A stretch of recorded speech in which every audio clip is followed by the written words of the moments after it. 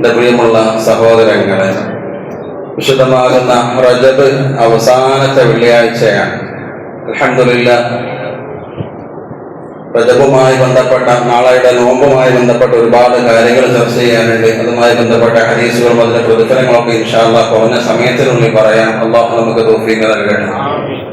ഹബീബായ റസൂലുള്ളാഹി സ്വല്ലല്ലാഹു അലൈഹി വസല്ലം തങ്ങളുടെ ജീവിതത്തിൽ വളരെ പ്രധാനപ്പെട്ട ഒരു സംഭവമാണ് റജബ് 25 രാവിലെ നടന്ന ഇസ്രാ മിഅ്റാജ് സംഭവം. ഏറെ പ്രധാനപ്പെട്ടതാണ്. ഹബീബായ റസൂലുള്ളാഹി സ്വല്ലല്ലാഹു അലൈഹി വസല്ലം തങ്ങളെ നേരിൽ കാണാൻ വേണ്ടി അല്ലാഹു തെരഞ്ഞെടുത്ത ദിവസമാണ് ഇന്നത്തെ രാത്രി. അതുകൊണ്ട് തന്നെ ഈ രാവിന് ഒരുപാട് മഹത്വങ്ങളുണ്ട്, ഒരുപാട് പുണ്യങ്ങളുണ്ട് എന്ന് തന്നെയാണ്. അതുപോലെ തന്നെ നാളെയുടെ പകലിനും നോമ്പ് നോൽക്കൽ പ്രത്യേക സുന്നത്താണ്. അല്ലാഹു സുഹൃത്തുക്കളെ കൊണ്ട് ധന്യമാക്കാൻ അല്ലാഹു നമുക്ക് തൗഫീഖ് നൽകട്ടെ. അപ്പോ ഈ മഹത്തായ ഇസ്രാ മിഅ്റാജ് നമ്മളിലേക്ക് കടന്നു വരുമ്പോ ആ കടന്നു വരുന്ന സാഹചര്യം എന്ന് പറയുന്നത് വലിയ പ്രയാസത്തിന്റെ, ബുദ്ധിമുട്ടിന്റെ സാഹചര്യമാണ്. മുസ്ലിമീങ്ങളെ സംബന്ധിച്ചിടത്തോളം അന്ന് വലിയ പ്രയാസമായിരുന്നു, ഏറെ ദുരിതങ്ങൾ നിറഞ്ഞതായിരുന്നു, കഷ്ടപ്പാടുകൾ നിറഞ്ഞതായിരുന്നു എന്ന് ചരിത്രങ്ങളിൽ കാണാം. ആ സമയത്താണ് ഇസ്രാ മിഅ്റാജ് സംഭവം നടക്കുന്നത്. അള്ളാഹു നമുക്ക് പഠിക്കാൻ ഭാഗ്യം നൽകുമാറാവട്ടെ. എന്റെ പ്രിയമുള്ള സഹോദരാ, ചരിത്രം പഠിക്കുമ്പോൾ നമുക്ക് മനസ്സിലാകുന്ന ചില യാഥാർത്ഥ്യങ്ങളുണ്ട്. എപ്പോഴാണ് ഇസ്രാ മിഅ്റാജ് സംഭവം നടക്കുന്നതെന്നറിയോ? അല്ലാഹുവിന്റെ റസൂൽ സ്വല്ലല്ലാഹു അലൈഹി വസല്ലം തങ്ങളും അതുപോലെ തന്നെ അവിടുത്തെ നക്ഷത്ര തുല്യരാകുന്ന സഹാബത്ത് വലിയ പ്രയാസങ്ങളിലൂടെ കടന്നു പോകുന്ന സന്ദർഭമായിരുന്നു. വലിയ പ്രയാസമാണ്, ബുദ്ധിമുട്ടാണ്, വിഷമമാണ്, സങ്കടമായിരുന്നു എന്റെ പ്രിയപ്പെട്ടവരെ. തന്നെയുമല്ല, മക്കയിൽ മഹാന്മാരാകുന്ന സഹാബത്ത് സമാനതകളില്ലാത്ത പീഡനങ്ങൾ അനുഭവിച്ചു കൊണ്ടിരിക്കുന്ന കാലമാ. മഹദിയാകുന്ന സുമയ്യ ബീവി റളിയല്ലാഹു അൻഹാ, അതുപോലെ യാസിർ റളിയല്ലാഹു അൻഹു, അമ്മാർ റളിയല്ലാഹു അൻഹു, ബിലാൽ റളിയല്ലാഹു അൻഹു തുടങ്ങിയ പ്രമുഖരാകുന്ന സഹാബത്ത് കിറാമിനെ കൊടിയ പീഡനങ്ങൾക്ക് ശത്രുക്കൾ ഇരയാക്കുന്ന സന്ദർഭമായിരുന്നു. എന്റെ പ്രിയപ്പെട്ടവരെ, മുസ്ലിമീങ്ങളെ മുസ്ലിമായ ആളിന്റെ പേരിൽ വിശ്വസിച്ചതിന്റെ പേരിൽ പലരെയും പല നിലക്കും പീഡിപ്പിച്ചു കൊണ്ടിരിക്കുന്ന കാലഘട്ടമാണ്. അതിലേറെ ഹബീബായ റസൂലുള്ളാഹി സ്വല്ലല്ലാഹു അലൈഹി വസല്ലം തങ്ങൾ ജീവിതത്തിൽ ഇന്നവർ അനുഭവിക്കാത്ത ദുഃഖത്തിന്റെ സമയമായിരുന്നു. കാരണം എന്തെന്നറിയോ?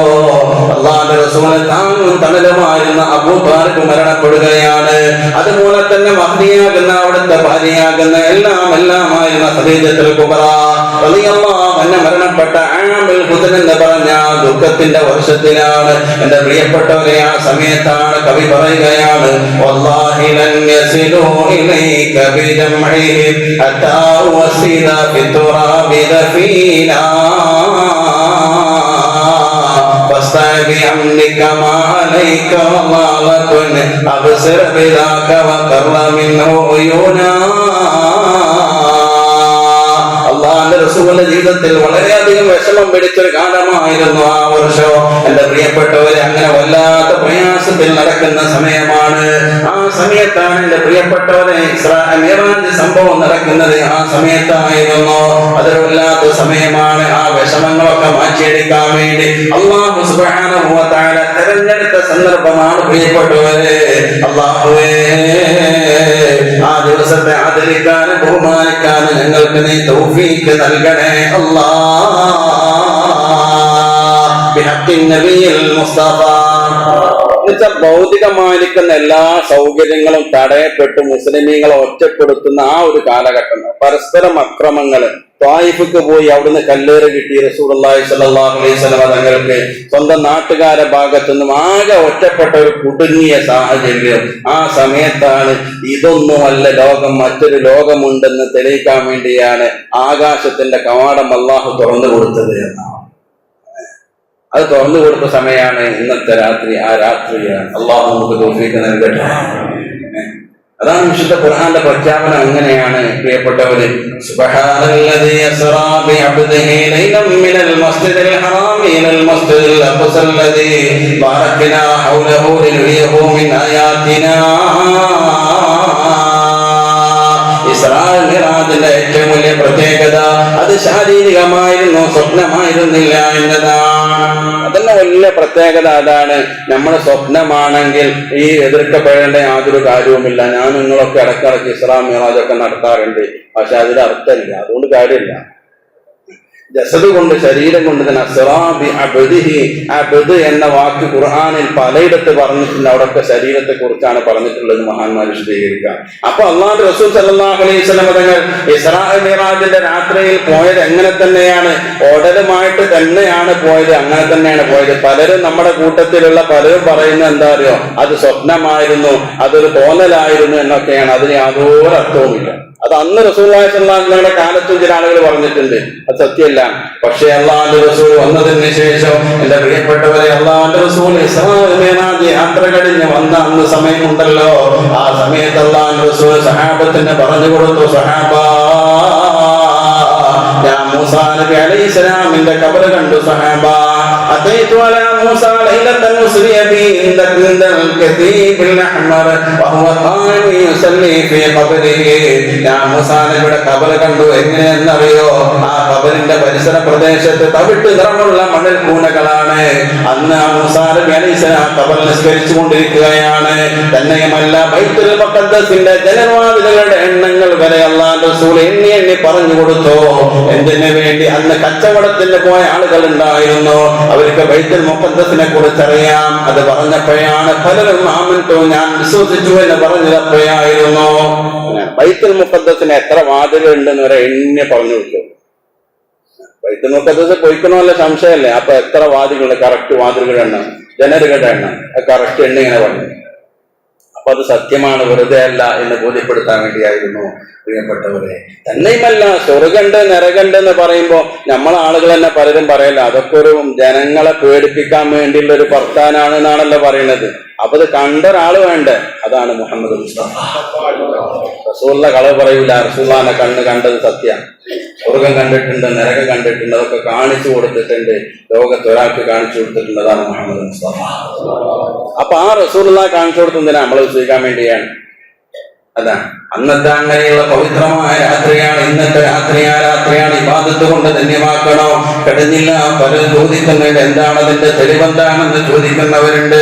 നാം നോമ്പ് നോക്കണം എന്നതിന് തെളിവെന്താണെന്ന് ചോദിക്കുന്നവരുണ്ട്. മഹാനാകുന്ന അബൂ ഹുറൈറ റളിയല്ലാഹു അൻഹു കൂടുതൽ ഹദീസിൽ കാണാം, റസൂലുള്ളാഹി പറയുന്നു, സഹാബാ, മൻ സാമ യൗമ 27 മിൻ റജബിൻ കതബല്ലാഹു ലഹു സിയാമ 60 ശഹ്റാ.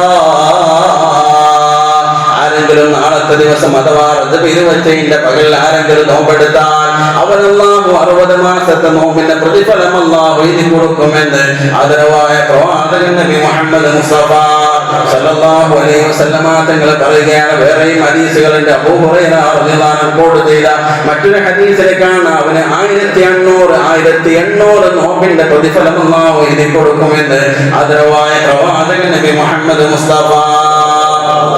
1800 നോമ്പ് നോറ്റ കൂലി നാളത്തെ ഒരു നോമ്പിന്.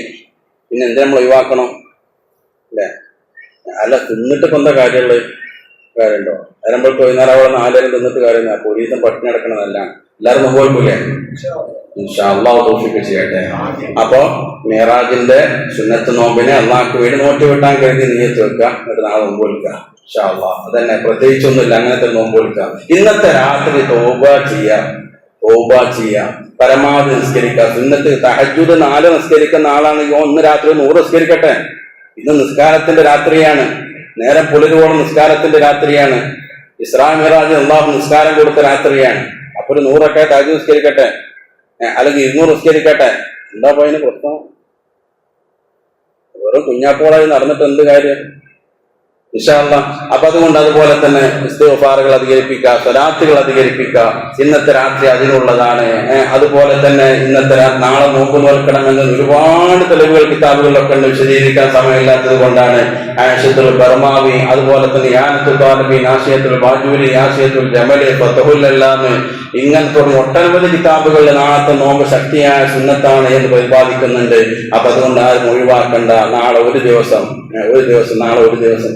ഇന്ന് രാവിലെ ഒരാൾ ചോദിച്ചതിനോട്, സാറേ ഈ ഇന്ന് ബറാത്ത് ഇന്നല്ലേ എന്ന് ചോദിച്ചു. ഇന്നല്ല 3 യാസീനോടല്ലേ അറിയാത്തുള്ള. കാരണം ഈ ജുമാന്റെ ശേഷമുള്ള പ്രസംഗത്തിന് ഇരിക്കൂല, നിസ്കാരം ചെല്ലാൻ പറ്റി മണ്ടും. പിന്നെ അപ്പൊ ഇത് പറയണ കേൾക്കൂലല്ലോ, അവരെ പറഞ്ഞിട്ട് കാര്യമില്ല. അപ്പൊ അതുകൊണ്ട് ഇന്നല്ല യാസീൻ ഓതേണ്ട ദിവസം ഇന്നല്ല, 3 യാസീൻ ഓതേണ്ട ഇന്നല്ല, അത് ബറാത്തിനാണ്. അപ്പൊ അന്ന് ഇൻഷാ അല്ലാഹ് അപ്പൊ അതിന് പരമാവധി യാസീൻ ഓതേണ്ടതല്ല ഓതിക്കോളി, പക്ഷെ നല്ല കാര്യങ്ങളൊക്കെ അധികരിപ്പിക്കുക. അല്ലാഹു സുബ്ഹാനഹു വ തആല നല്ല കാര്യങ്ങൾ പറയാനും ചെയ്യാനും ചൊല്ലാനും അല്ലാഹു നമുക്ക് തൗഫീഖ് നൽകുമാറാവട്ടെ. ഒരു നല്ല കാര്യം പറഞ്ഞാൽ നമുക്ക് പറഞ്ഞല്ലോ, ഇബ്ലീസിനെ തോൽപ്പിക്കാനുള്ള ഒരു മരുന്ന് പറഞ്ഞേട്ടെ. ഇബ്ലീസാണല്ലോ നമ്മളെ ശത്രു അല്ലേ, എന്റെ മാത്രം ശത്രുവാണ്, നമ്മളൊക്കെ കൂട്ടുകാരനാണ്. ഇബ്ലീസിനെ തോൽപ്പിക്കാൻ സാധാരണ ദിക്റല്ല ഇരുന്നാൽ ഉറങ്ങും, സ്വലാത്തല്ല ഇരുന്നാൽ ഉറങ്ങും, ഇതൊക്കെ ആരാണ്? ഇബ്ലീസ് അല്ലേ.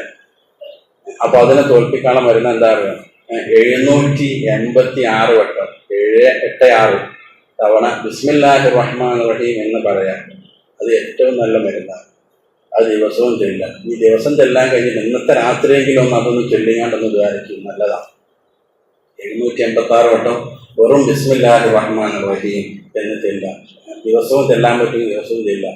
എന്നാൽ എൻ്റെ ഇബ്ലീസിന്റെ എല്ലാ വഞ്ചനയിൽ നിന്നും കെണിയിൽ നിന്നും രക്ഷപ്പെടാനുള്ള കവചമാണ് അത് എന്ന് മഹാന്മാരൊക്കെ പരിചയിച്ച് അറിഞ്ഞ അടിസ്ഥാനത്തിൽ പറഞ്ഞിട്ടുണ്ട്. അത്രയും ഉറപ്പ് പറഞ്ഞിട്ടുണ്ട്. അതങ്ങൊക്കെ ഞാൻ പറഞ്ഞിരുന്നു. ഇൻഷാ അല്ലാഹ് ഇത് നല്ലൊരു ദിവസമാണല്ലോ, അപ്പൊ നല്ലൊരു കാര്യങ്ങളെ മനസ്സിലിരിക്കട്ടെ.